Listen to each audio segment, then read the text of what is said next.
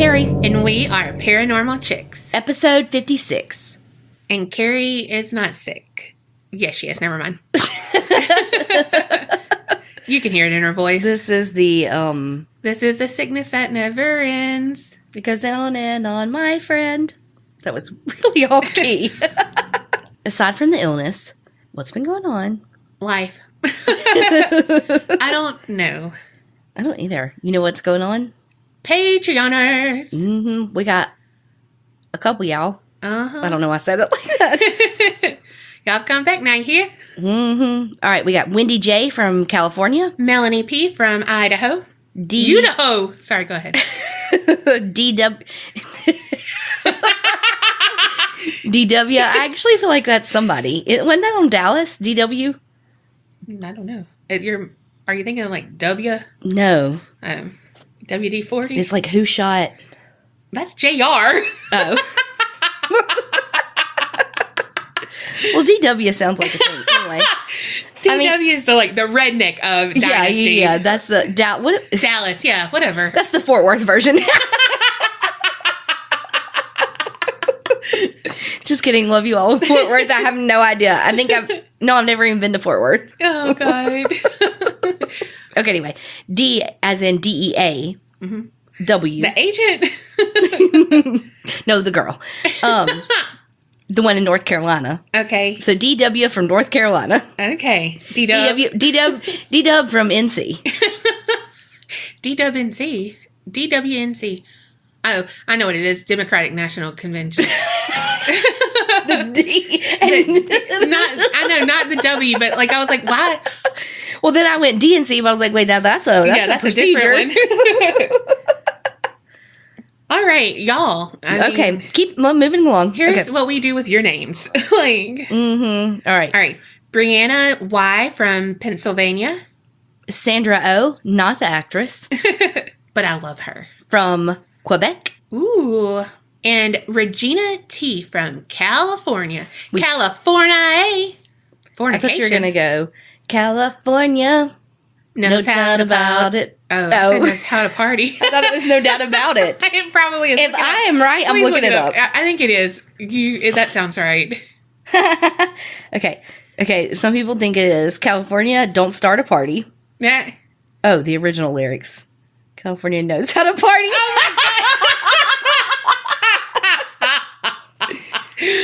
California knows how to potty. Yeah. P-O-T-T-Y. They thought it said California knows that I farted. Beer farting. Oh, wait. Oh, wait. That's Tupac's version. Tupac's featuring Dre is... Oh, never mind. Misheard lyrics. Okay. I was like, wait, no, that's right. California, no doubt about it. Oh. Okay. No. Y'all, this is like 3 tallies for Donna. Okay, this is legit what I thought the words were. And it's a misheard lyrics? Yeah. California. No doubt about it. In the city. City of L.A. Okay. City. Oh, it's Compton. No. It's, hang on. Okay, sorry. Better late. That's what in the city. Good old runts. Okay, I didn't know that last part, but late. I feel like that's what I said. Y'all, I don't know how much Will's gonna cut out of this, but I was fucking right. You were. You said, oh, misheard the lyrics. And then again, you're like, no. I mean, if there's a replay of what just happened. Thanks for sharing. I cannot believe I was like, for once, I am right about some fucking lyrics. I was so stoked. Look, it's your birthday tomorrow, but you ain't right. I can cry if I want to. Patreoners, we love you. Y'all are great. We couldn't do it without you. We are serious when we say that. So, thank you. Will thanks you. Yeah. So, there you go. Love y'all. And those who are not Patreoners, if y'all want bonus content, head on over to patreon.com/the APC podcast. We do 3 extra episodes. Mm-hmm. All right. So in the Facebook group, Hellfire, she shared something about dessert spelled backwards is yes. Is stressed. Yeah, desserts spelled backwards. No, is stressed spelled backwards is desserts, which is why you want them. Okay. All right. And you said, oh my God, mind blown that you didn't know that. All right. This is how you know you've been a big mama all your fucking life. Because how I know how to spell desserts is because there's 2 S, because you always want more dessert. Yes. That's how I remember how to spell it too. Okay. Well, okay. Point in case we're both extra large pizzas, y'all. I mean, look. Like you just reinforced my theory here. Yeah. Yeah. Yeah. And all you personal pans out there, you're like, oh, I've been spelling desert this whole time. Pans.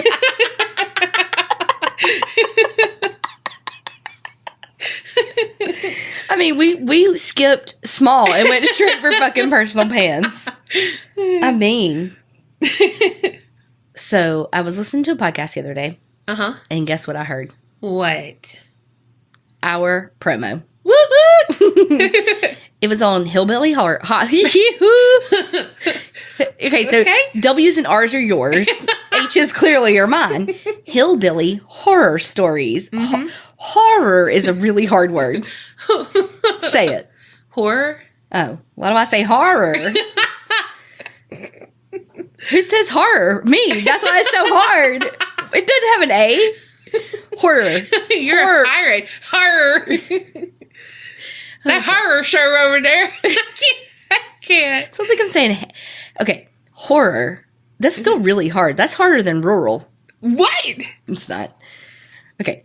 Hillbilly... She just wanted to show out. No. Okay. Hillbilly Horror Stories. Yes. Horror Stories. HHS. Okay, moving along. Anyway, so thank you so much, Jerry and Tracy, for playing our promo and shouting us out. And if you are listening to this episode because you heard us on there, I don't know, question mark, why did I go so high? And I mean this way high octave. Anyway. Okay, you heard Adam Levine. Okay, great. Now my throat hurts again. If you heard us over there, if you heard us on the horror. This is a 10-minute monologue that should have been 2.5. And Hillbilly Horror Stories, thanks. They're like, and why did we play that promo? They're like, is this our first time? Yeah, it is. Is this the first episode? Because, I mean, even though the sound quality is a little bit better, I don't know about that. I don't think they have that high of a voice. No, this is the first episode. You speak well. What? Also, if you haven't heard of them, which I'm sure you have, but if you haven't, they are awesome. They're a married couple, super respectful and super funny. And they go to Waverly Hills all the fucking time. And you know I want to go there so bad. Like, oh my gosh. And if you want to go, like, if you want to check them out, we say go for it. And please let them know that you came from a Paranormal Chicks. That's us. That's us, yeah. Beat ya. Oh, fuck. Okay, bye. And end. Okay. Yes. But seriously, like, we want them to know, like, if y'all go over there, be like, hey, the chick sent me. Of the paranormal variety. There's 2 of them. It's a pun of a pair of normal chicks. Oh. She's not joking. She just got it. I did not. I mean, I did have to explain it to her. No, I'm just kidding. But it's okay if y'all didn't know. Yeah. Because you really do have to, because you said it out loud to me. And I was like, yeah, I like it. You know, it's different when you hear it out loud. Yeah. Okay. Moving along. You go first. All right, y'all. Picture it. 1880, a bustling, growing town called Malvern, Iowa. So, are you picturing it? Okay. Well, is it rural? It was, but now it's bustling. It's growing. Because you said that. Sorry. You weren't picturing it. I didn't have the right. No. So it's growing because there is a train stop. I almost said that. Yep. I almost said, is it bustling because... Well, I was going to say there's a bus. But like a stop, like a thing, like a train stop. Oh. And traveling by train was the shit. So this was like, we in the big time now, y'all.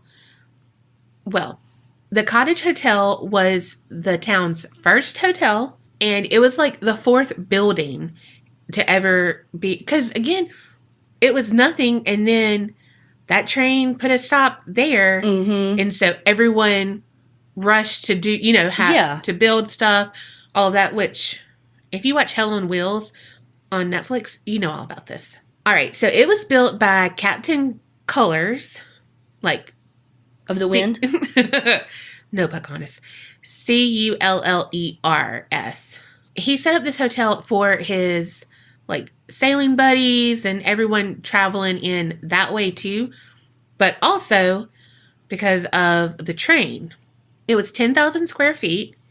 And, like, salesmen who would travel to and fro, they needed somewhere to lay their fucking head. Mm-hmm. Or get some head. Might have been that kind of hotel. Mm-hmm. Well, for $2 a night, you got a warm bed, hot meals, and it was booked solid every night because it was so close to the train. Because, there's 4 buildings. Doctors would travel in and see patients a couple of days there. And also some, like, entertainers would go. Psychics would come sometimes and do, like, okay, meet me here and blah, blah, blah. But it wasn't, like, a huge thing. It was more for business people and that. But business people wanted entertainment, and hey, let's keep them in the fucking hotel. And, instead of getting $2, I got 10. One-stop shop. Exactly. Well, unfortunately, automobiles, because I can't say cars, because it's automobiles. It's 1880. They're getting cheaper. More people can afford them. So they don't need trains anymore. And so it's not bustling anymore? No, it bustled. It bustled and... Fizzled? So it was forced to close its door. Just the one door? Just had the one? It wasn't handicap accessible. Or Big Mama accessible. Fat Man Squeeze coming through. Thick thin. So soon after, it was turned into a convalescent home or nursing home. Well, they better get fucking bigger doors then. And that was in the 1950s. So it was a hotel for a while, but it changed hands, like changed ownership. Yeah. Well, the nursing home, they added a building onto it. So now that is known as the nursing home wing. Then in 1957, the state of Iowa comes in and is like, look, your hallways aren't really up to code. They're too narrow. Because they just had the one door? I don't know about that, but they aren't handicap accessible. Because it's built in 1800. Yeah. And so, like, a few other shit, because again, it wasn't made to be that. So they forced them to shut down. Oh, shit. Geraldine, a lady who was working at the nursing home, she loved the property, really loved taking care of people. So she turned it into, they called it a minimum care facility, but it's a group home. Okay.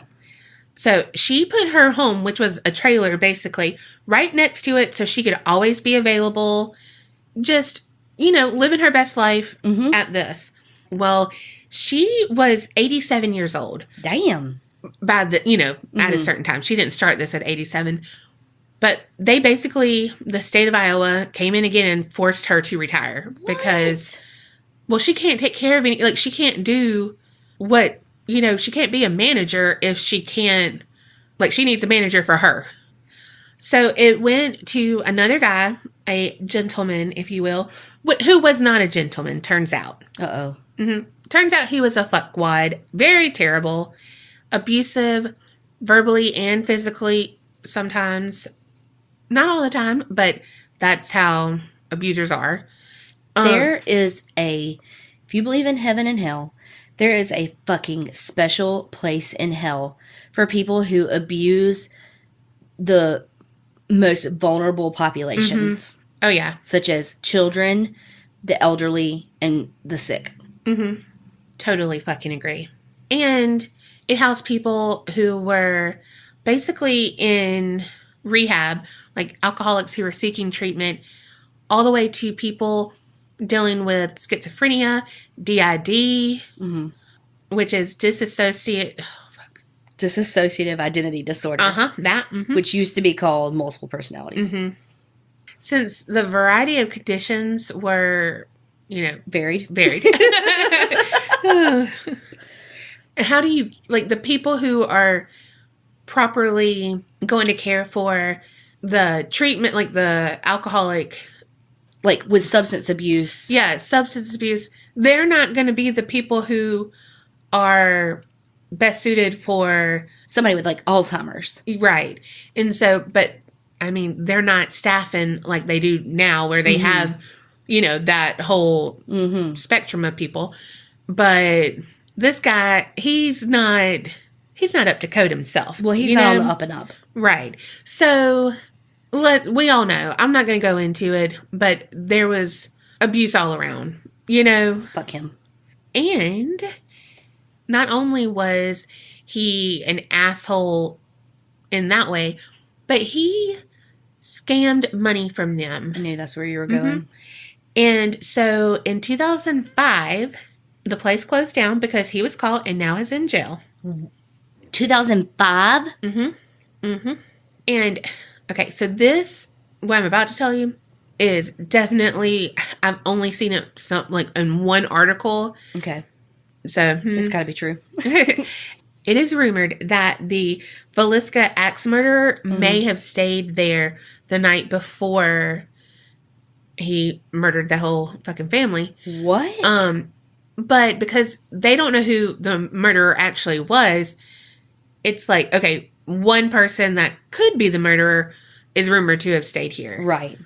But if it's like super close and this was the hotel, it stands to reason if it was some sort of quote unquote drifter of the time that they would have stayed there before doing the murders and then moving on. Exactly. So it's funny that it's all tied in together. Mm-hmm. It's a small world after all, peeps. It is all a conspiracy. All right. So sounds of footsteps can be heard. So wait, so why is it haunted? Why can footsteps be heard? Well, it's haunted because it was a group home where abuse was and stuff too. Okay. Just like those asylums, but also before when it was a bustling hotel, because there were so many like travelers and stuff. I mean, people gonna target people who, they took a train, they got money. True. They're staying at a hotel for $2 a night. True. So I mean, because if you think about, like, I know that this isn't the same, but the same. If you think about, like, the Jack the Ripper stuff, though, I mean, they were on, obviously it's a different country, blah, blah, blah, blah, and they were literally sleeping on ropes. But it was, like, how much? Like a nickel or something, And this is $2 a night? Right. That's some bougie shit. So, just with the history, there's a haunting. All right, so sounds of footsteps in the empty house, voices that belong to no one. They've been heard and recorded. Can I believe that motherfucker had it for so long? Because they made what's her name retire in what year? Do we know? No, we don't know. I don't know. But she was 87. So let's just call it 1980. Yeah. Because if it was in the 50s when it was turned into that thing and she worked there, let's just call it 80s. So that motherfucker owned that shit until 2005 when he was finally motherfucking busted for abuse like that. That's some fucking bullshit. Yeah. You got that affluenza. That pisses me off. All right. So fast forward to this guy named Josh Hurd. So he's filming a paranormal documentary, and he's at this place called Classic Cafe in Malvern. So he meets Quincy Hunt, and he is the then owner of Malvern Manor. So he's like, oh, you like the paranormal? You like this kind of stuff? Let me tell you about this house. Goes on, telling him, and so Josh is like, where the fuck this house at? He's like, oh yeah, it's right across the street. And so he's like, you want to go check it out? And they're like, the fuck yes. Yeah. So the first 5 minutes of this documentary is them discovering this house. And so he calls it a happy little accident because he wasn't there for that house, had never heard of it. Then he meets the fucking owner. Yeah. I'm going to recap everything I just said. Small town cafe. What you doing in town there? Exactly. So he said that he experienced more in 2 hours there than he had in a whole year and a half of investigating. Shit. Mm-hmm. So he said, after those 2 hours, I was hooked. So Quincy, he wants to make money on this. He doesn't know what to do because it's really just like vacant right now. He just owns the building. So Josh is like, are you fucking kidding me? You can make money. Mm-hmm. Do what you just did for me, but charge people, but not me. Yeah. You know? So he's like, all right, I'm going to open it up to the public. And so, you know, he's living his best life. But in 2015, Quincy was like, look, I got to move. I got another job. Like, so I need to sell it, whatever. So Josh is like, fuck, like, I want this house because, again, that happy little accident, like this house spoke to him. Yeah, literally. So he's like, how do I buy this house? Well, enter Kurt Frick.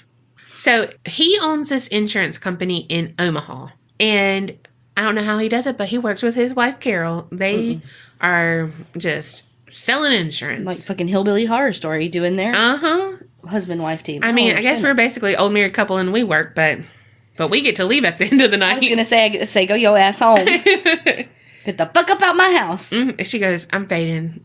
Go. Yeah. I'm going to go to bed. You can stay or you can go. Okay, I'm going. I'm taking my cheesecake with me. All right. So Kurt, Josh heard.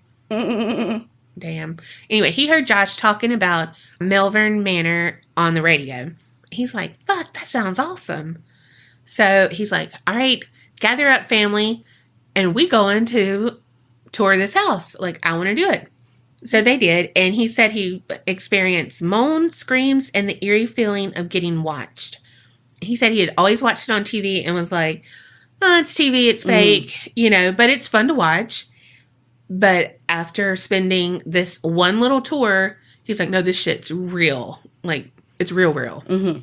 So then he goes back for a second time because it's real, but let's go back and see if we still have activity and if it's not the same activity. Right. You know? I mean, he didn't say that, but that's what he's thinking. I mean, it's not like, what was that video you showed me where they walk in a room and like the guy like hits a note on the piano and it doesn't make a sound? It wasn't a video. It was a story and you debunked it. Oh. I mean, we don't know for sure. You just like, it painted such a good picture that I pictured it and I played it like a movie in my head. Apparently. What was that video you did? No, that was an episode. That's how good I pictured it. Good job on your story. Yeah. It's probably because her eyes were closed. And she... and you think I don't listen to you. All right. So the second time he gets there, Josh tells him, look, dude, this property's being sold. The tours are going to end. So Kurt was like, hey, how much is this building? Mm-hmm. I have no experience owning a fucking haunted house or, you know, doing any kind of shit like this. He's in insurance, you know? Yeah. But he was like, I know this shit is legit and people need to be able to experience it. Yeah. Well, Josh, Kurt, his wife, Carol, their son, Josh, niece, Jenna, and Allison Carranza, they all pulled their money together and they purchased the building for $75,000 in May 2016. So they offer walkthroughs year-round, and it consists of a 30-minute guided tour of the building. They discuss the history and the paranormal activity, and then visitors are allowed to roam the building and hopefully experience something for themselves. And they have, like, books that you can transcribe your... document, that's the word, to document your experience. And Josh said the spirits there are a lot of, like, cat and mouse games where you'll hear footsteps go after it and then you hear something in the opposite direction and you're like, fuck, okay, go that way. And then it's, another, you can't really ever. Can't catch it. You can't catch it unless it wants to be caught. Just like every fucking man. He said there's also physical object manipulation. So they have some wheelchairs that will move on their own. And some, again, as always, you bring a ball and they'll play with it, roll it back and forth. That's interesting, though, that they would, play with the ball, though, because it was adults. On the treatment side of addiction, yeah. No, because in the place lasted until 2005. There are regulations, even in the dumbest of the dumb in the 50s, there were regulations about putting adults and kids together. Well, later you'll hear about one person who had an intellectual DID. Oh, whose personality was touche. Yeah. Move along. Okay. When they first bought the home, they had some of the former staff walk through them and tell them stories and stuff that they could. They couldn't, obviously, this was so-and-so, he blah, blah, blah, blah, blah, and, all of this fucking shit, but, whatever. Well, one story was about the man who owned it, and it was that he was fighting this one patient, kicking, hitting him from his office downstairs all the way upstairs. Damn. And there were, you could see, marks on the wall and stuff. Oh, my God. And it looked kind of like some stains. And so Josh is like, one, why the fuck wasn't that covered up? Why is this still here? Yeah. And two, we got to figure this out. What is this? So he hired a private investigator to come and take samples and do all that. And it turned out to be human blood. Oh, shit. All from the same person. So, that story kind of checks out of him beating him up all the way to this, whatever. God, what a piece of shit. Mm-hmm. Also, Josh said, he did not want to do anything fake about this. He didn't want to say anything that couldn't be found, so that's why he also hired that private investigator to go through and try to learn as much about the former patients and stuff, just trying to understand instead of sensationalizing false stuff to say most haunted place ever and it's got a fake piano. All right. So speaking of the person with the DID, her name is Grace, and she is probably the most famous ghost in the Malvern Manor. She spent basically all her life in this building. Bless it. So she was one of the more severe cases because she had schizophrenia and DID. Oh, shit. And during the evenings, the staff would say that they often heard a male's deep voice echoing from her room. And it would be chanting, "The devil's coming to get me." Oh, God. Over and over. And they said it was like a gruff, low tone. And when they would enter the room, it was just her. And the man was just one of her personalities. I wonder if each of the personalities has schizophrenia. Oh, shit. I don't know. That was a little bit of a moment for you. I feel like fear fart. I don't know. I saw your wheels go skirt. And then faster. Trying to figure that out. And I don't know. To this day, Grace's room is the most active in the entire building. And there's a wheelchair and a bed with the mattress leaning against the wall. And that's from the home. They have left everything like it is because they say those are trigger objects because that's something that she's actually sat in, slept in, all of that. So good on, I get it. Yeah. And it adds to the creepiness because it's like a wheelchair from 1950. Well. Or whatever, a mattress or, Yeah.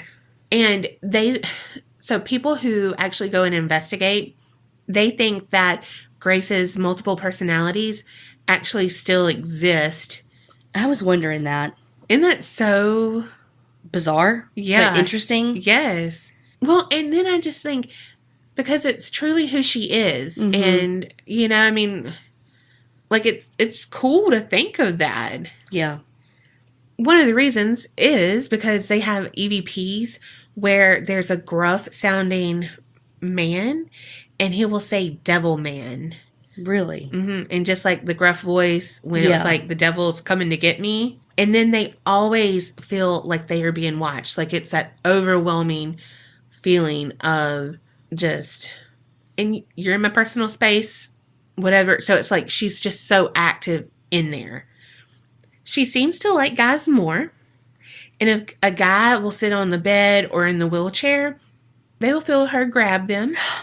Mm-hmm. Sometimes trying to grab those private parts.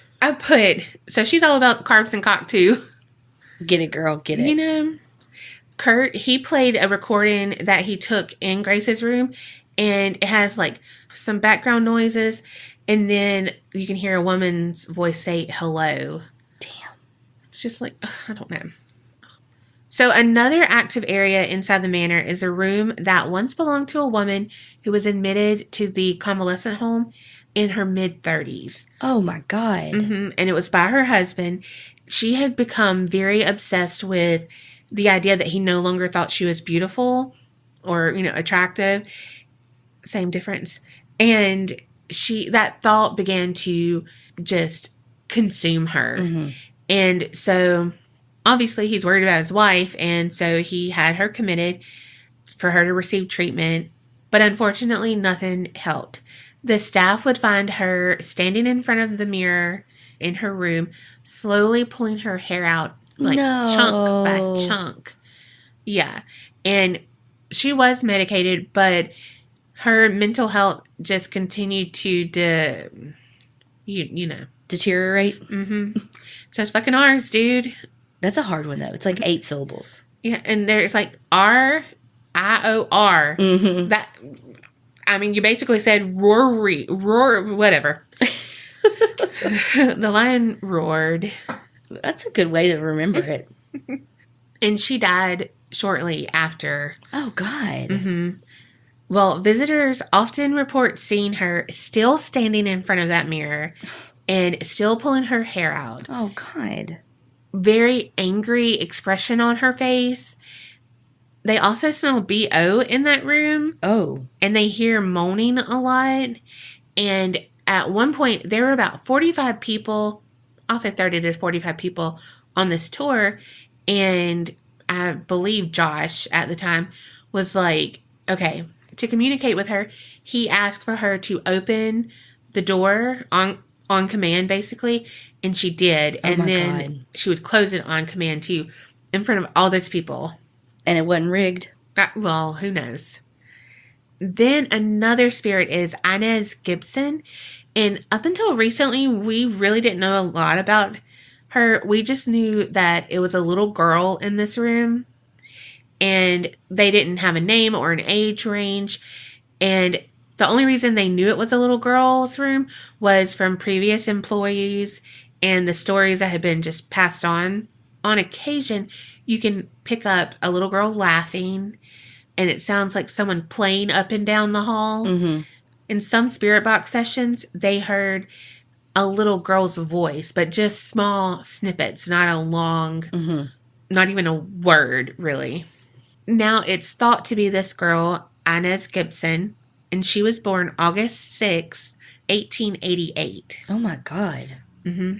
She did not have the perfect life.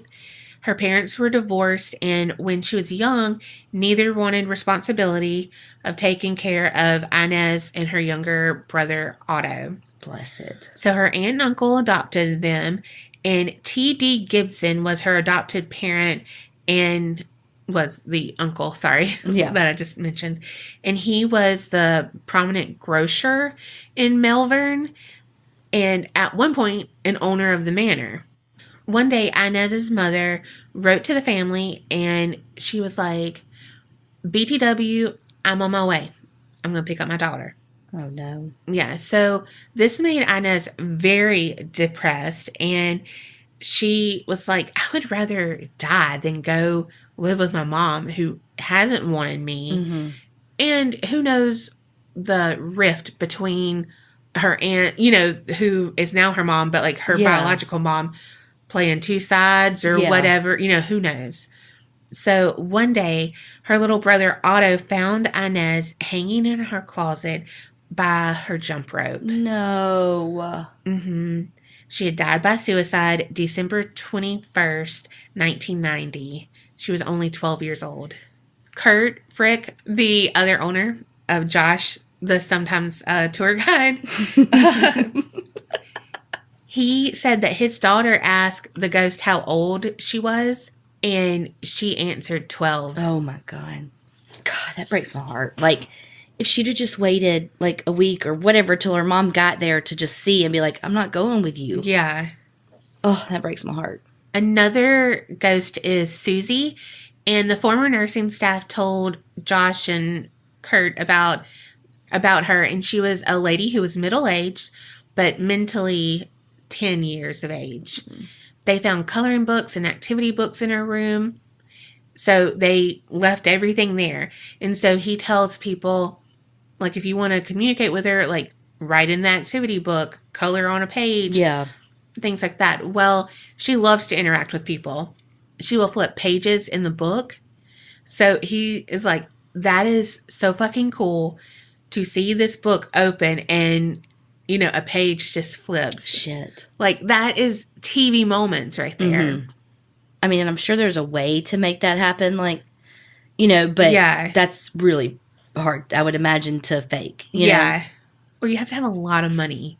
Yeah, and I feel like the odds of recouping that money, unless you're fucking like Disney World. Exactly. You know what I mean? Yeah. They say that she seems very chained to that room, and they've talked to her through EVPs and whatnot. And so they think someone or something is keeping her in there. Like, she's scared to leave that room. I wonder who. She might just be conditioned from that fucking abusive owner that's in jail. You know what I mean? Yeah. Yeah. Yeah. All right. There's another one called Hank or Henry. He said that he'll answer to either or on certain days. But I know a Henry that used to be called Hank. Hank is a very old, grumpy man. He would sit out in the front on the porch and throw rocks at people when he was alive. Oh, okay. Very rude. He was one of those, stay off my lawn. His spirit does not like females. Bastard. He's a fucking incel. Right. They found clothes in his room that were his. And so if you mess with them, he gets super upset, especially if it's a female. So Josh is like, if you want to get him, because, you know, people love to go to fucking ghost, especially if it's a female, hey, put on his shirt. Hey, do this. And he does not like it. But he said even if you fold his clothes and put them in the drawer, he still doesn't like it. It's like, he likes his fucking mess and leave it alone. Then there's one that doesn't have a name because it's basically an inhuman manifestation. And it's often seen and felt. And it was just really overbearing. Maybe that's what's keeping the kid in. It could be. And they think it really comes from just all of the abuse and stuff. Almost like a poltergeist. Yeah. Look, I'm learning things on this podcast. Yeah, you are. Meanwhile, everyone's like, no, that's I know. not. I'm like, well, And if we're it's like, all for yeah, energy, totes. Totes, it's a potes. totes my goats. So most of the energy and that overbearing feeling, it is felt in the rooms below the attic. And the rooms belong to two patients. One spent years physically and sexually abusing another resident before the staff discovered. And so it just centers over that area. The darkest activity, just the energy is terrible. Then there's a room that they just refer to as room 2. Very, very creative here. And it's in the nursing room wing. Okay. So there's this black humanoid figure that will appear in this room. And it will turn and run directly at you. Oh, my God. Full speed ahead. Icebug, right ahead. I was going to say, much like the girl last week, that's how her, like, that's how she got possessed, was because it would run into her. Yep. Since it will charge you, people that have went into that house, if it does that, if they see that humanoid figure, they will fucking turn around and be like, catch you on the flip side. I'm out. All right. So after their episode aired on Paranormal Lockdown, which I'll get to in a minute, a former worker called in and was like, dude, that room right there, room 2, there was this guy who was 6'7". These are quotes. There was a guy who was 6'7", had severe mental health issues. He had actually killed people in the past. Damn. He was nonverbal. Oh, God. I know. And they couldn't really assist him because he would start to attack them. Bless it. I wonder what the circumstances were, though, of those murders. Yeah. Who knows? Like, was it really, like, he didn't I mean, again, I'm not justifying murder, but was it because he didn't understand what he was doing? Yeah, and he I got think mad so. and didn't know his own strength kind of thing? I think so.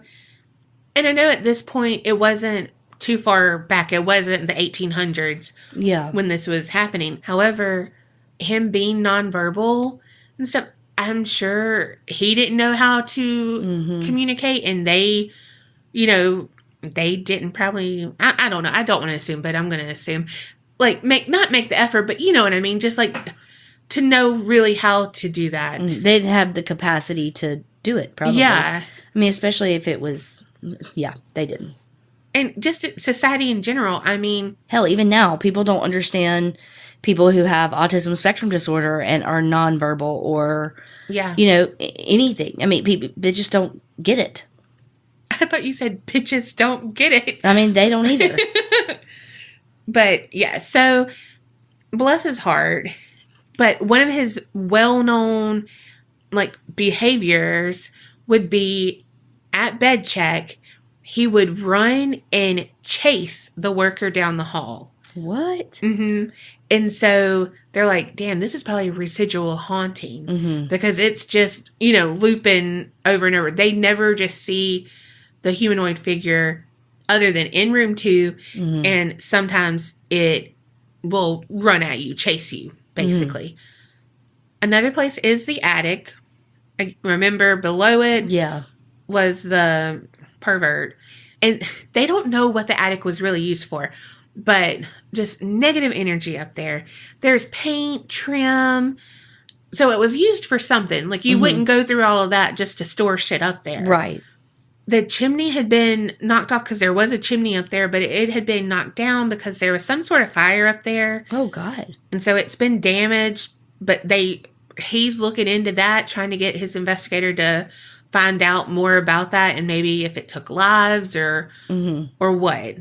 But he said that people are good only about 20, 30 minutes tops up in the attic before they get so sick that they vomit. Oh, God. They have heard get out and leave in a male voice. And then they've also been begged for alcohol and cigarettes. And Josh, the owner, said, thinking back on people who were addicts in there, like, it kind of makes sense.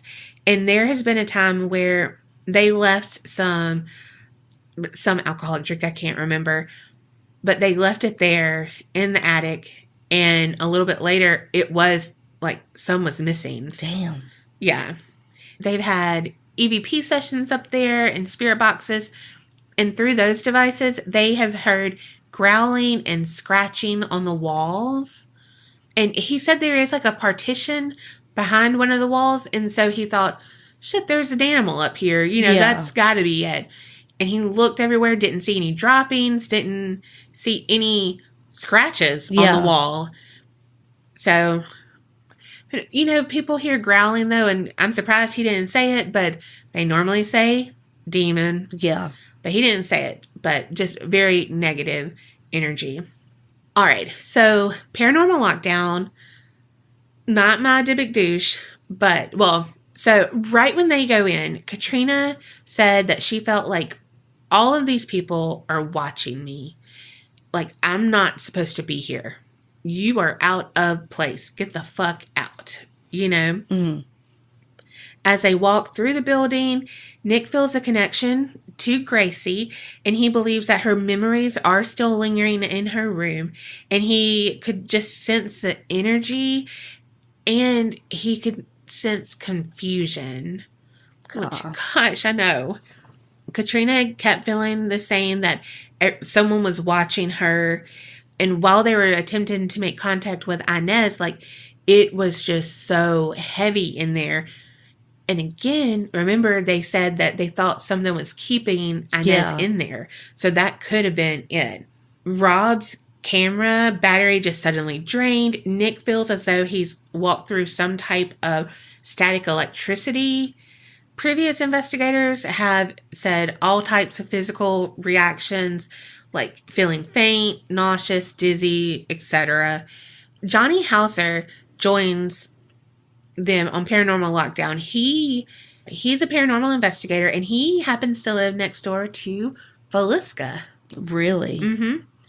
So they have him in there because they had been with him on the Velisca episode and all of that. So, and he had an experience in this house before. So they wanted him to come back and see if he could recreate it, because he was telling them that a shadow figure ran down and blah, blah, blah. Yeah. You know? We know. I said, you know, we know. And when he was telling them the story, they could all hear footsteps and knocks coming down the hall. Day 2 starts. They analyzed the recorder that was out, and it had some loud burst. And obviously they didn't hear anything in the night, so it was just picking up phantom sounds. But Nick hears, "Nick, get up." And then violent screams. Oh my God. Yeah. They try to find Inez, and they do some 3D mapping, fancy schmancy she shit. Say that 3 times fast. She shit. She shit. Okay, well, you did it. Check that off the list. Tally for fucking Kerri. Well, if it was, let's be honest, if it was like a W, or what's the one I messed up earlier? H. Horror. Rob says he can hear scraping on the walls, and he reproduces the sound on the paneling. And so it's like, this is what I heard. This is, it has to be coming through this, but how? Like, I'm physically doing it, but no one else is in here. Right. Nick is like, ooh, I'll just walk through another static field, like with the energy. And so it's like his hair stands up. And no, I'm just kidding. Oh. It's not. But you know that, you know those things that you could do and put your fingers on them, and oh my God, I love that. Anyway, he's like super excited because he's like, oh my God, I'm making direct contact with someone. I mean, they had a connection. All right. End of the day happens. So another experiment they do, they leave the geobox just running. During the night, the geobox recorded the words referencing Johnny Hauser, and it said, "Johnny's here and nice to meet you." And he's the one who had that experience previously. It also mentioned Inez in there, that there was a witness. So Nick decides to bring Johnny back to confront the shadowy figure, but it doesn't make an appearance. It's like he gets a lot of goosebumps. So, you know, like temperature change. And then his microphone falls out of his shirt. So it's like, I mean, how though? Yeah. Because it's like a lapel mic. So they both are like, that's paranormal. So it was a good thing, but it was mostly like feelings and stuff that they got. A special tidbit though, Josh heard his 8-year-old daughter, Isabella, she played Inez Gibson in the reenactments. The 12-year-old girl who, you know, died by suicide. And so he said that she was like super fucking happy because, hello, she gets to be on TV and do this cool stuff. But he was like, one of the freakiest things in the world is watching your daughter act like she is being hung in a closet. He said her mother stayed there, and he was like, I gotta go. Like, this is, whoa, you know, and but everyone else is like, that's great. Good job, you know, and it's like, no, no. There was another team called, get this, DAMM, DAMM. And they had some experiences. They've had a flashlight on top of the table, just turn on and off on command. But they've had scratches on their skin, and one even left scars. At one point, one of the team members of Damn, they were all standing in a circle, and Marsha Wallace, she felt burns coming across her face and her chest. And then there was a point where they're in the room where they believe that the captain spirit is, the one who built the house way back in the day. And one gets scratches with the words CAPT. So I'll have a picture on our website, but like for capped, like as in captain. All right. That was just like little special tidbits. But there's another person, Arlen. She just wrote this on a blog, and she said that she loved fucking Paranormal Lockdown. The first episode she ever watched was Malvern Manor. And so ever since, she wanted to go there. Well, they went up there for the Iowa State Fair. So she said they're eating, and then they're about to leave. All of a sudden, she stops dead in her tracks because she can actually see ghosts. She said that she's a sensitive, and so she sees them. But the reason why she stopped is because they had been eating right in front of Malvern Manor. So she said that she could just, like, when she saw it, she could just feel the energy. And so her grandmother was like, hey, take a picture with your brother because, hello, this is right up her alley, and her two idols have stood in the same spot. So they're standing there taking a picture, and Josh came up and was, talking to him. And so he was like, oh my God, cool. Well, do you want to come inside? I'll give you a free tour. She said, like, when they went in, she could just feel the ghost staring at her, and she felt the captain spirit. And when she saw the picture, she was like, that's the spirit I'm seeing.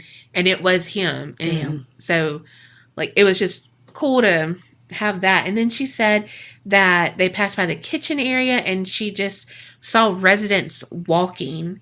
They were looking at them, and her grandmother tried to take a picture, but the phone wouldn't work. Damn. They went up to the hallway, and her ankle was actually grabbed. That happened multiple times, and apparently it's common. They went to the first room that Nick and Katrina went to, and her stomach, she said, like, basically turned to stone. Like, she couldn't swallow. It was just, damn, like a pit in her gut. They went to Inez's room, and she said she felt her grab her arm. She said that Inez was really pretty, waist-length, chocolate brown hair. She said that she held her hand, and it was almost like what a child would do to a mom, how she held it. She said that the captain stroked her hair, and she was like, this is weird because the captain doesn't really like women. Yeah. She just, like, had so many fucking experiences. But she said she went to the attic, and she said when she was about 9 feet away from the attic, she could just feel the heaviness. And she was like, I don't want to go in there, but I do want to go in there. She said when, like, her head kind of went into the attic, popped up and was like, yoo-hoo, she started feeling... Aladdin. She started feeling super panicky, anxiety, just sad, anger, fear, like all of these emotions. And she was like, a piece, gots to do it. And she said that she heard dragging. No, not a dragon. She heard dragging noises, which they did hear that in Paranormal Lockdown as well.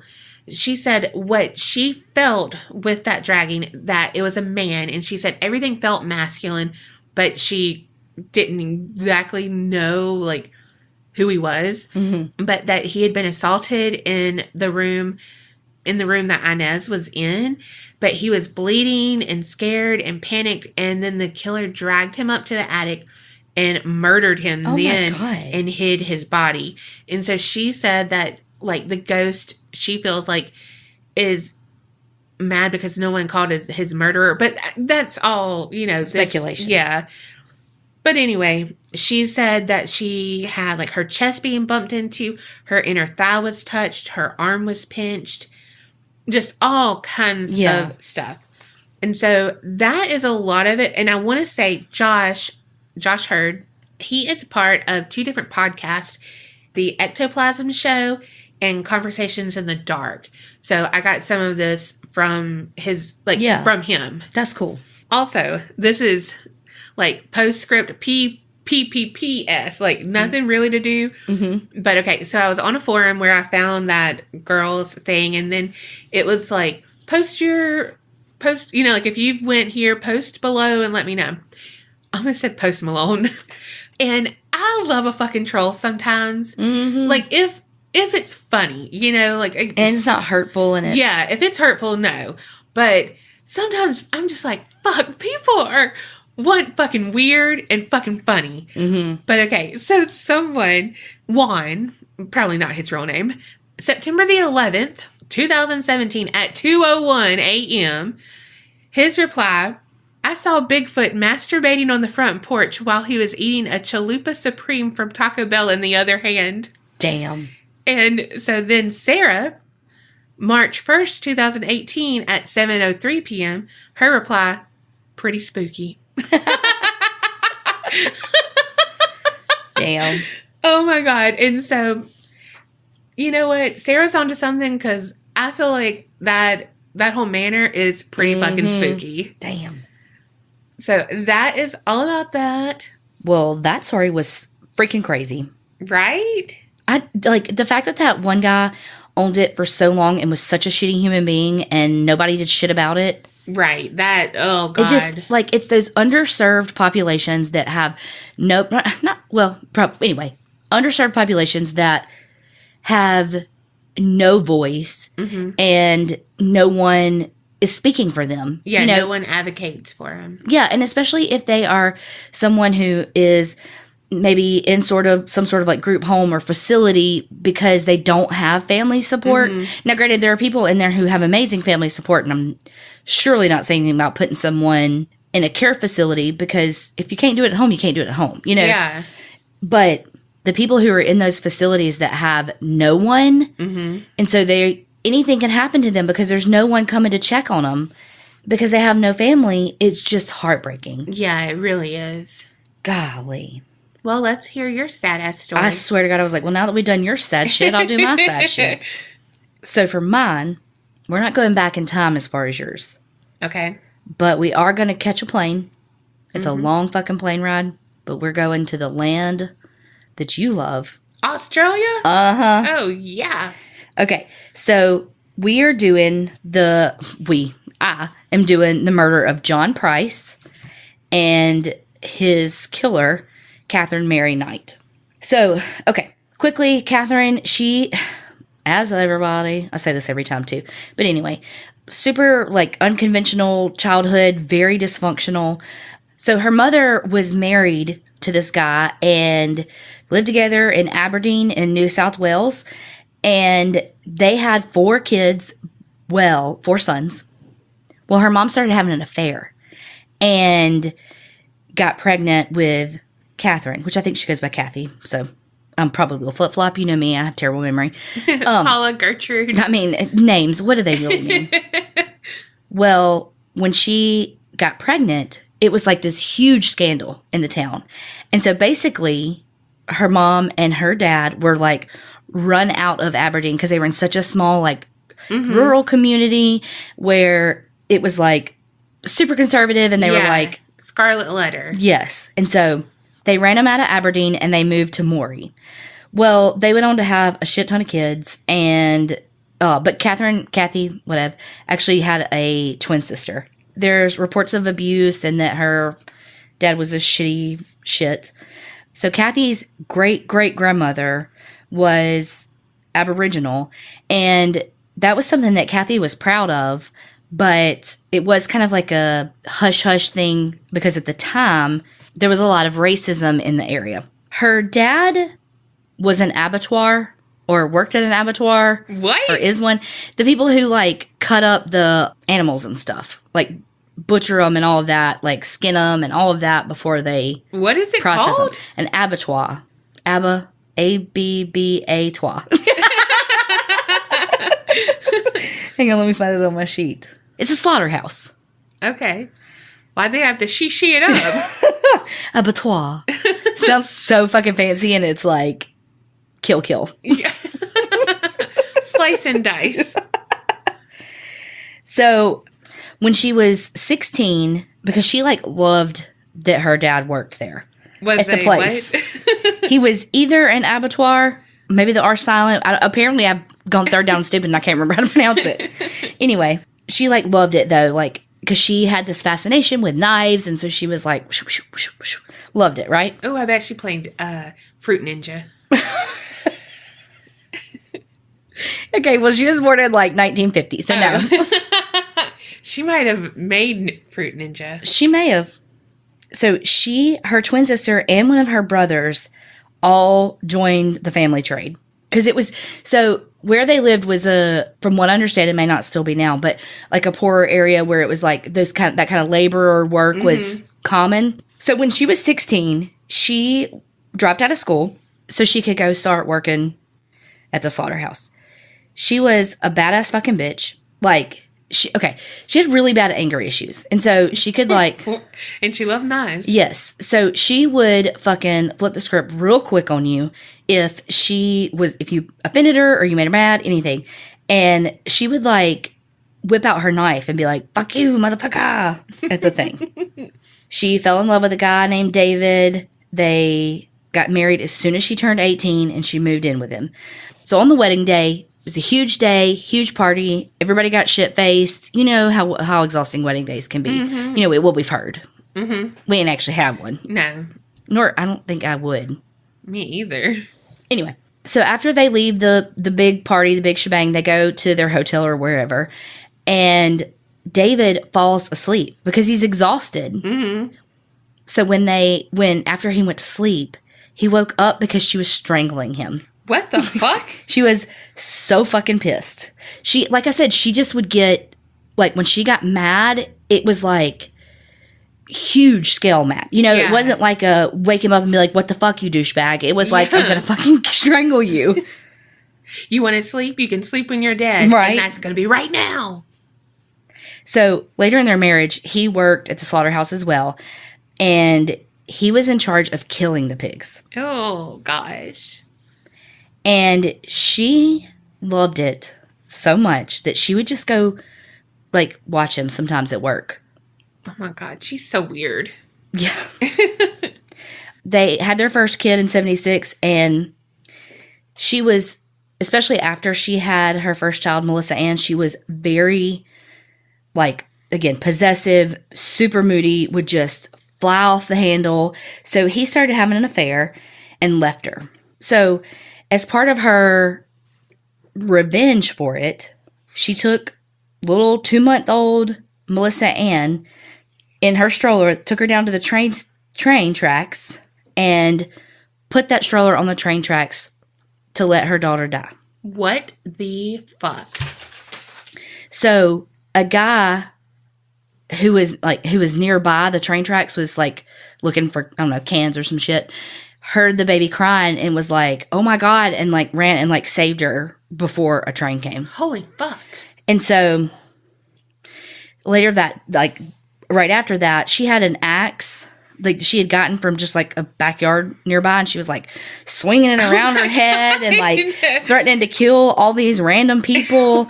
And so the police took her into custody and they put her in a mental hospital because they attributed it to the postpartum. Her husband had just left her. She's got this brand new 2-month-old infant, and so they said it's postpartum.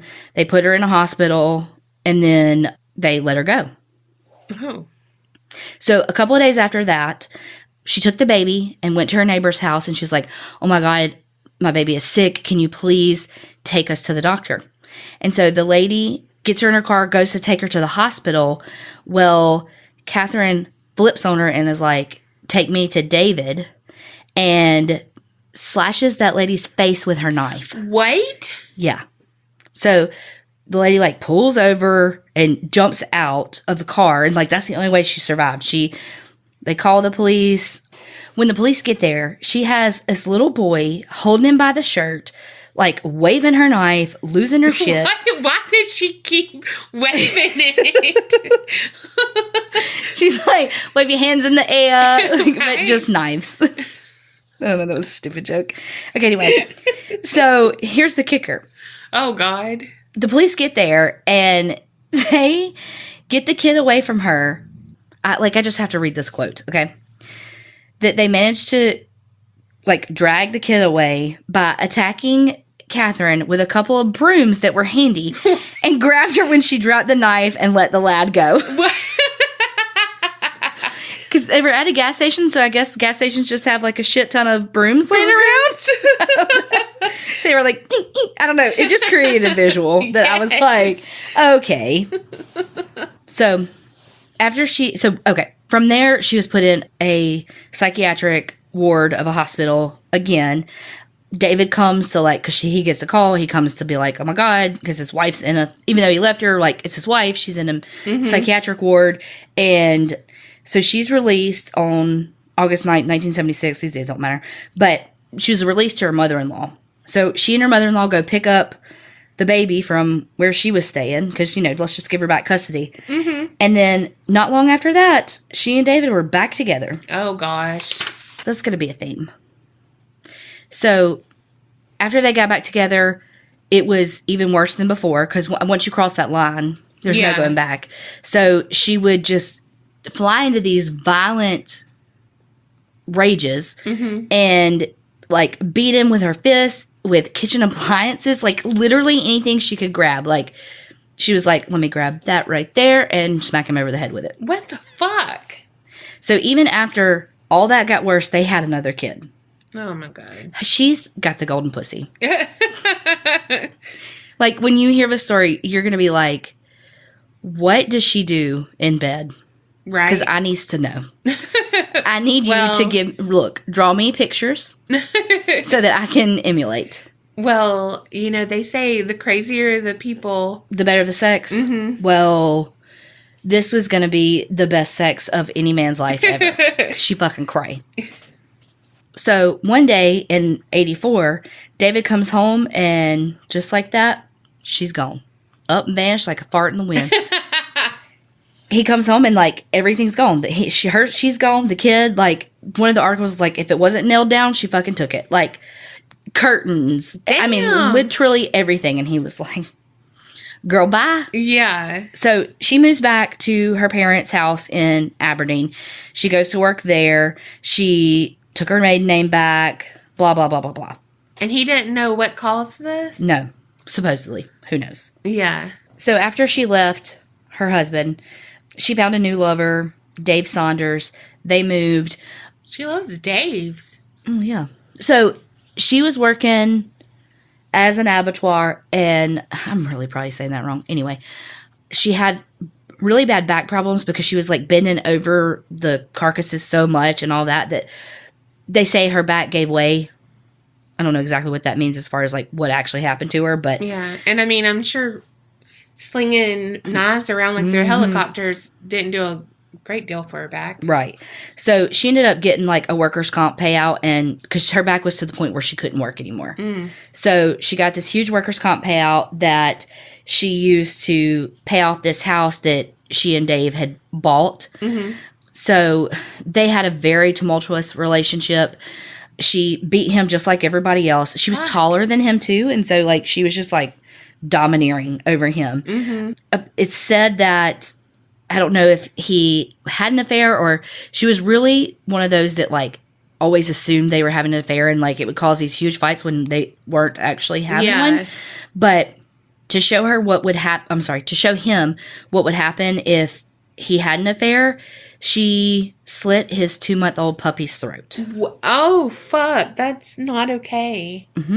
Stop cutting things, Kathy. I know. She attempted suicide. And with all of that, they had a kid. So she gave birth to her third child. So she loves her knives. She loves watching animals die. She loves all that. So her new little house was because it was the very first thing she's ever owned in her life. It was hers. It was whatever. She had it decked out with like cow hides, just all the animal shit hanging up on the walls and stuff. So after the baby came, of course, it didn't last. Supposedly, she hit him over the head with an iron and stabbed him with a pair of scissors. Whoa. Mm-hmm. Apparently, 1 week after the fight, like, he came back to see the baby and all, and she had cut all of his clothes and, like, thrown them all away. Like, some stuff says she set it on fire, but I don't know. Oh, my God. So he's like, I am fucking done. So he takes... Yeah, I didn't marry Edward Scissorhands. Right. So he takes a leave of absence from work and tells all of his friends, like, look, this is where I'm going, but don't fucking tell her. And so she starts looking for him. He's gone for months. And she's like, looking for him. And he is nowhere to be found. His friends know, but they're like, I'm not fucking telling her because she's beating him with a fucking iron and trying to stab him. Yeah, and cut up all his clothes. I know. What's the guy to wear? Okay. So after he's been gone for a little while, he comes back because he wants to see his kid. And he finds out that she had gone to police to basically get a restraining order on him because she said that he was violent. Well, it didn't take her long to find somebody else. She starts stalking this guy named John Chillingworth, no S, and they had a kid together. Holy fuck! Mm-hmm. So, like, all these men, she's not really with anybody longer than 3 years because, I mean, she's real awesome at the beginning, and then once she's got him hooked, she shifts, you know? Yeah. She eventually ended it with John because she found John Chillingworth because she found this other John Price. And she was like, look, he's real cute. Hit me up, John Price, who she called Pricey. I thought that was actually kind of cute. I don't know if it was whatever. So everybody talked about how, we're going to call him Pricey because that's what I think everybody called him. Maybe she wasn't the only one. That he was this amazing guy that took care of his family, was great. Like, he had a job making really good money. He had 3 kids. And basically, by all accounts, he just took really good care of them, even after they got divorced. Like, he would pay for their vacations. He would, like, if his wife was looking, or his ex-wife was like, I really want to get yada, yada, yada, he would just, like, randomly put $500 in her bank account just because he just took care of his family. So everybody in the area knew all fucking Kathy and how batshit she was. Mm-hmm. So, because he wasn't from the area, so everybody was like, dude, run. Like, do not get with Kathy. Yeah. Don't do it. And he was like, like, look, I'm going to give her a chance. Just, it's fine. It'll be fine. What'd they call him? Pricey and Knifey? Damn. Well, just like all the other relationships, it started out, she was great. She was, like, took good care of him, blah, blah, blah. Did he live in her house? No, he refused to marry her. Like I said, he had the kids from the previous marriage. He owned his own house, and she did too, but he didn't want to marry her because he wanted to make sure that his kids got his house and all his money. I mean, maybe he, like, subconsciously believed all the people about how he shouldn't be with her. You know what I mean? Yeah. Maybe he was like, I'm not going to marry her and her take everything I have and my kids be left with shit, right. In the event of, like, a divorce or whatever. Okay, so she ended up moving in with him in 95. And, like, compared to her little bitty house, I mean, his was huge. Did she sell her house? I don't know. So they both were drinkers, and what happens when you have that with her? Fights. And, like, they were always at each other's throats. Like out and about, every time they were drinking, it was just, like, constant fighting. Mm. And Kathy was very vindictive. Mm-hmm. So she would, what vindictive means, like, always get you back, Like, you cut her, she's gonna cut you real fucking deep. Yeah. You cut me too deep, man. You cut me too deep. Like, it's gonna be bad. So Kathy had been diagnosed previously with borderline personality disorder. which is characterized by like intense mood swings, always thinking somebody's out to get you. So, and her perception isn't accurate either. So if somebody just maybe didn't hear her say something, she may think that they're ignoring her and that they hate her and that they're assholes and they must be taken out. You know, like it's just like, just the response doesn't match the slight, you know, because usually it's a perceived slight, if that makes sense. Yeah. How I said it, not, I know that the words make, you know, what fucking ever. What fucking ever. So, okay. So if she was walking and then she's like, what that bitch looking at? And she thinks she's like looking at her doing whatever, but she's actually like looking at birds above her head. But then she wants to cut her throat. Gets her knife, boomerang out, and waves it in the air like she just don't care. So she does this really shitty thing. I mean, there's lots. But, because remember how I said that she was so vindictive? She made a videotape of all the shit that was in Pricey's house, like in his garage, all the stuff. And she said that she was going to send it to his bosses because he refused to marry her and show all the stuff that he had stolen from work. What? Here's the kicker, though. They really hadn't been stolen. Like, everything that was quote-unquote stolen was going to the trash, except for one thing was a first aid kit. But the first aid kit was expired when he stole it, so it was going to have been thrown away. But it hadn't been yet. So she tried to use it as blackmail against him, and he's like, fuck you. Yeah. So she takes it to his bosses. He had been working for that company for 17 years and lost his job. Oh, fuck. What a fuckity fucker face. Like, I mean, so he technically stole it. Yeah, because it wasn't, like, everything else had been put out in the trash. Okay. But that first aid kit hadn't been. It was going to be because it was expired. So, but because it technically hadn't, they had to fire him because he really did technically steal it. No. Yep. Wow. Why would you think he'd be like, you know what? I'm going to marry you. Well. He did? No. Oh, my God.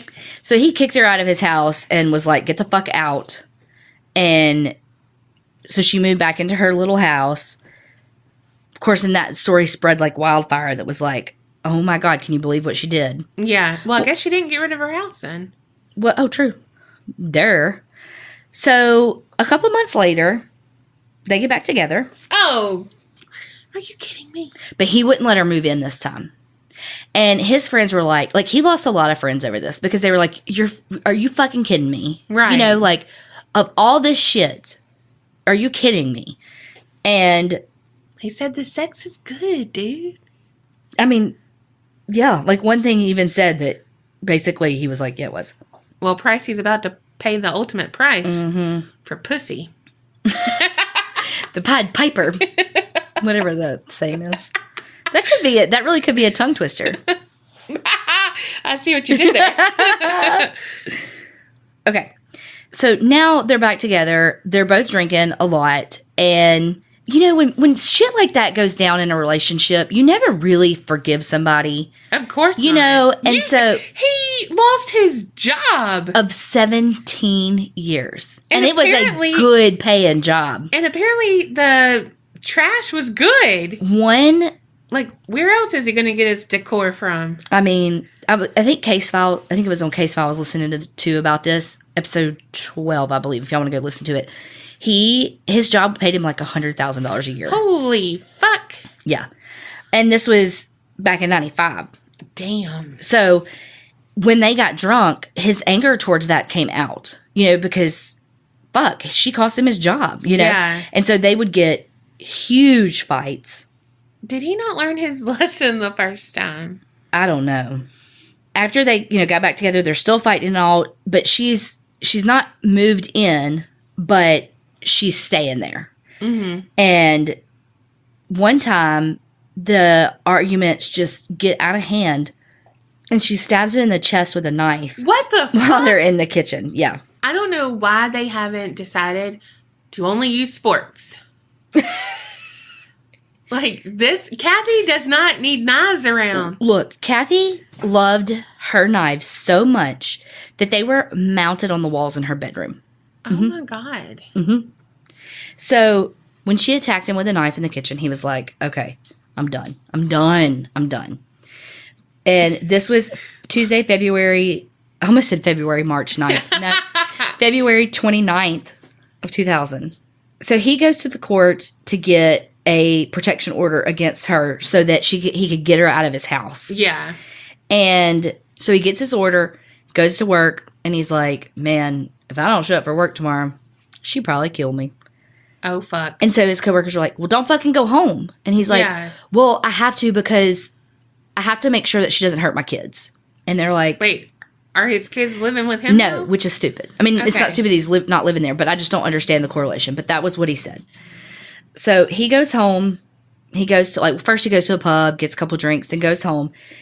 And at 11 o'clock, he goes to bed and wakes up to Kathy being there. Like, she bought her a new little black nightie. Oh, fuck. Shows up, and it's like, bow, chicka, wow, wow. So they have sex, of course. Well, the next morning, which is March 1st, the neighbor's like, damn, his work truck's still in the driveway. He's always gone for work by now. Mm-hmm. And they're like, oh, sure, okay, whatever. Well, then he doesn't show up for work.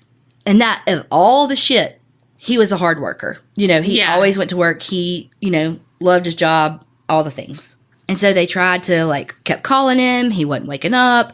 So they go by there, and they're trying to see what's going on. The neighbor's like, oh, my God, no, I noticed his truck wasn't there. So they called the police at 8 a.m.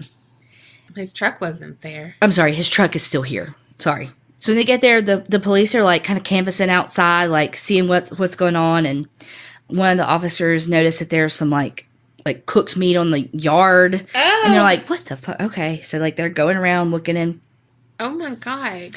And then they, break into the house. And when they walk into the house, there was they go in a little bit, and there was this curtain hanging that one of the detectives pushes to the side so they can get in. Mm-hmm. And then he notices shit, my arm's bleeding. It must have happened whenever I broke into the house, broke the window or the door or whatever. And so he goes to look, and he's like, shit, I'm not bleeding. And he looks, and that curtain is Pricey's skin. Oh, what? The pelt of his skin. I wasn't ready for that. Yeah, so the curtain hanging was his, skin pelt. Oh, God. Picture a bearskin rug, but it's human skin. Oh, God. Don't give Ed Gein any decorating tips. So, then the next place that they walk through is the kitchen. And so the pelt... I'm sorry. You know that cop had to be the fuck? Oh, shit. Oh, yeah. The stuff that I watched on this, and, there were some, YouTube videos and stuff. Mm-hmm. There was a bunch of different shows about it. And it had the detectives who, that happened to. Mm-hmm. And some of it, they would still cry talking about it. They basically were I'm not okay still. Yeah, I was going to say, they have to go through therapy. Almost 20 years later, and they're I am still not okay. No, you saw me when you said it. Y'all, if y'all could have seen Donna's face. If you could have seen it. She was not ready. No, I wasn't. So, the pelt didn't have the head on it. So, they walk into the kitchen, and they see a big old boiling pot on the stove. And they're like, fuck. Give you one guess where the head was. Yeah. That's what, one of the officers told the other one. I'll give you one guess where the head is. Okay. The pot was full of, some sort of liquid. I'm guessing water. I don't fucking know. Ew. And inside was a skinned human head. Skinned? Why did she have to skin everything? And also cooked vegetables. So here's the kicker. The table was, set. And it had, I think the plates were actually, scooped out. And in front of all the plates, she had written name cards of the kids. To, that's where they should sit and eat their dab. Oh, God. Mm-mm. Mm-hmm. According to the coroner, she removed the skin pelt in a way that it was before he had been decapitated, and she did it in a way to leave the genitals intact. Like, it was purposeful in how she did it. And it said that it probably took her about 40 minutes to do it. Oh, God. Well, they get back into the bedroom and they find her, like, knocked out on what is, some people call a suicide attempt with sleeping pills, and then others say that she did it as a way to be able to plead insanity, because she had even told her friends that she was going to kill him and get off because they would say she was crazy. Like that was what she said. Oh my God. Like, what if you found this person and it's like, you did this? Yeah. So they did, like, obviously, like, serious, intense, like, interviews and, you know, what's the word I'm thinking of? Not interviews, interrogation. And she says that she can't remember anything. All she remembers is going over there to have sex with him, and that she can't remember anything else. But the police found that she had gone to get $1,000 from his bank account, like, around that time. So, like, it was premeditated. Like, she went, got his money, she got her little nightie. How did she get his money? I guess she stole his card from him after she killed him. Okay. Well, she ended up pleading guilty because there were, like, so many psychiatrists that evaluated her. And so after she pled, the judge was like, at first was like, I'm nervous to just sentence her, because then she's going to come back and try to appeal and say, well, I said I was guilty because I wasn't fit to stand trial, you know, so saying that, like, she should have, whatever. But eventually they took her guilty plea, and she became the first woman sentenced to life in prison without the possibility of parole. Whoa. In Australia. Yep. Yeah, in a world where knives exist, she does not need to be in there. I know. I mean, like, she had been obsessed since she was a child with it. Yes. I have to read this, though. Okay. So, she, in prison, works as the cleaner in the governor's office, and it says, I gotta read the sentence. Although she's a good cook, it's highly unlikely she will ever get a job in the kitchen. So that's my gory, very gory. I left out a shit ton. Gory. Well, it was enough gore. I know. Whew, and I left out a shit ton. Ain't nobody got time for that. And I left out a lot. Like, there's, like, one of the ex-husbands that, like, that's on a lot of the stuff that talks about, like, he lives basically not in a witness protection program, but, like, he won't tell where he lives. He won't, like, all these things because he's scared of her. But I'm like, she in jail. Yeah, she's not, and like, a criminal mastermind. Yeah. Just give her a knife and she'll fucking MacGyver your ass. Right. But she doesn't, it's not like she's, like, from, like, a mobster family where she's got connections. Like, exactly. She just is, I don't know. Yeah.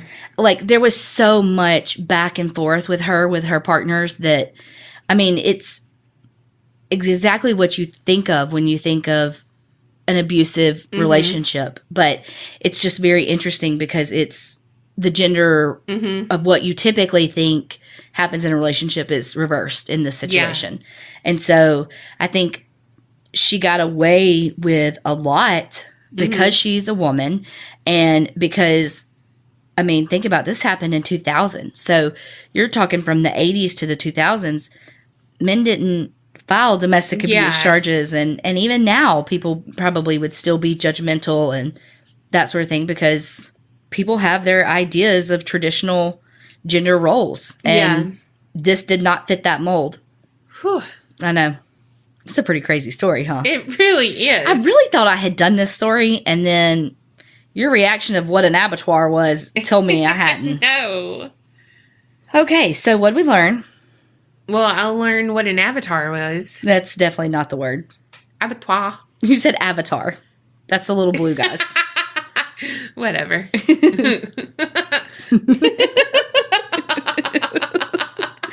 So, not really, did you learn?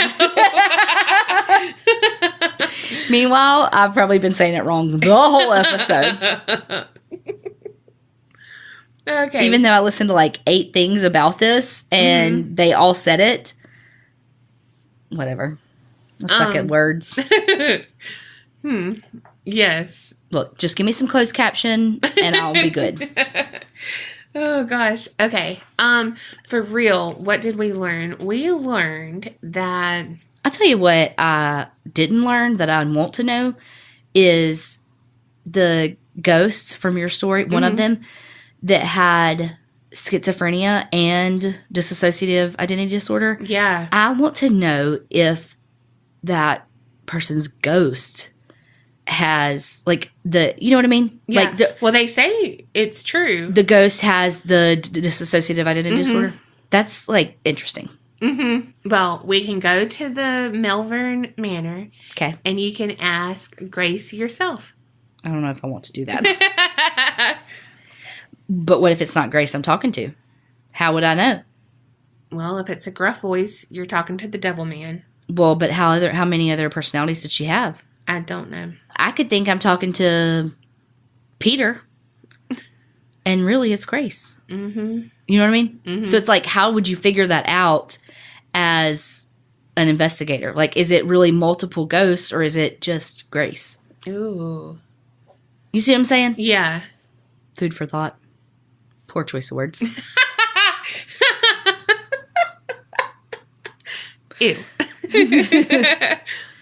I want to know what this girl looked like. Was she a beauty queen? Well, one thing I listened to was like, she was like relatively attractive. She was thin, and I was like, you ain't gotta be thin to be attractive. I don't know what that voice was. I thought you were about to swing a knife around. my head lifted off and turned in circles. All right. Well, we literally have done nothing that we learned. We just came out with a lot of questions. Apparently we didn't learn anything. We need to go back, re-listen to this episode, and then, or you know what? Just tell us what y'all learned. Yeah. I will say, though, you know what the common thread in this was? What? Like your story and mine. That's what I mean. That. Do you know what the common No, thread is? I forgot it. I was going to say something about, because. Mental illness? Yeah, like, okay. Just don't fucking pigeonhole people. Yeah. That's the thing. Because I think, again, which I've already said, she got away with so much shit because she was a woman and she was abusing men. And so pigeonholing people into what you think, like what box they fit in, so that you can check them off where you think they belong. And that goes for this story with this bullshit traditional gender roles where you know the deets. And for your story, too, of, okay, so this person has schizophrenia, or this person has DID, or this person has an intellectual disability. Let's put them in the group home and never check on them. Yeah. And just trust that someone's going to do what they're supposed to do. I don't know. So that's the thread. Even though I didn't actually say a thread, that's the thread. Because it's not like untreated. Yeah. But it's, well, I guess I did. It's quit pigeonholing people. That's all. That's my story and I'm sticking to it. Okay. Well, until next week. Remember, Creep it real and don't get scared.